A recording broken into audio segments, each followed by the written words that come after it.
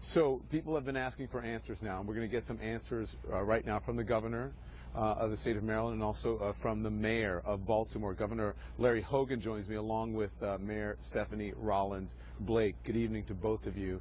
Wish we could have spoken tonight under better circumstances. Sure. Can you please clear this up, because people are, here's the issue. The order of the emergency order was written on Saturday. Your office is saying it was ready to go. It was up to the mayor to ask for it.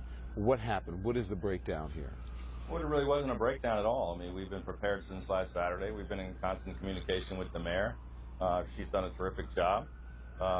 They've had this under control. It escalated to the point this evening, or late this afternoon, where it was out of control. And when the mayor called and asked us to our state of emergency, we were ready and prepared, and we did so immediately. What took so long, Mayor, to get resources into place?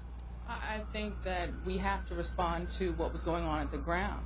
We've seen what happens when other jurisdictions have overreacted and brought in resources that escalated the violence on the street, and I didn't want that to happen in Baltimore. I was very measured because we wanted to make sure that we have the appropriate response for what was going on the ground. And when we saw the breakout violence in the small groups, we realized that it was time to bring in additional resources, and I'm very grateful for the governor's cooperation. There are citizens who are out there who my colleagues have spoken to. I've spoken to police officers who are here who are saying, listen, this was allowed to get out of control because the protesters, not the peaceful ones obviously, but the ones who have caused all this chaos, they were given way too much leeway.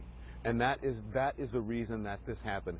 Had there been more restraints, more officers in place, had they been able to gain control of the situation and perhaps not just stand by and allow people to do things as they shouldn't, that we would not be at this point right now.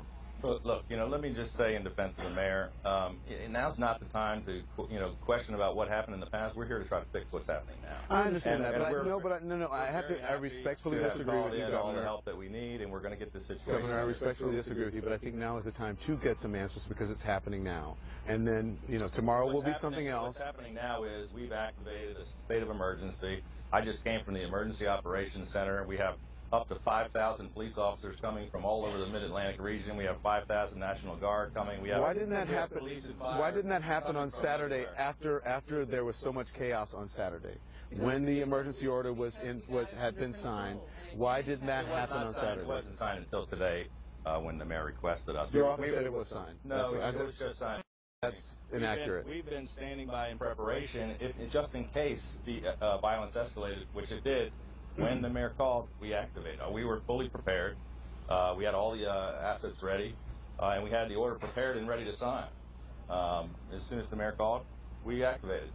And I'll say that I think it is, again, I want to thank the governor for his support, for being here for Baltimore as we bring order. It is a very delicate balancing act to make sure that you protect people's right to free speech, their right to protest.